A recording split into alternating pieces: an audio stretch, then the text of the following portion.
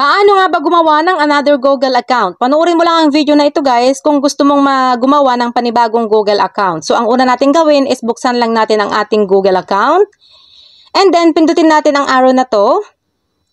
Add another account. Tapos antayin lang natin mag-loading and then pindutin natin itong create account. So dapat ang pindutin nyo dito guys is for my personal use. Maglagay na kayo dito guys ng name at saka apelyido nyo na gusto nyo. Pwede rin ito guys kahit hindi totoong pangalan ang ilagay nyo. And then tap next. And then dito naman guys, ilagay nyo na ang birthday and gender nyo. Kahit hindi rin real birthday and real gender, pwede rin. Next ulit. And then maglagay na kayo dito guys ng email na gusto nyo.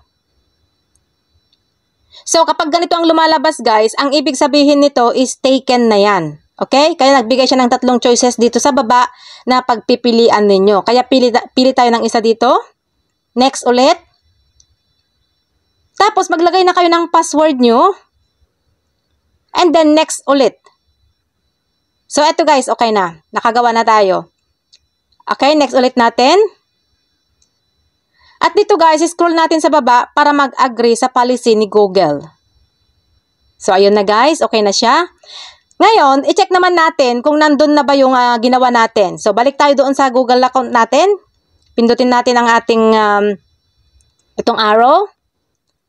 So, nandito na siya guys. So, ganun lang kasimple. Thank you for watching and follow for more.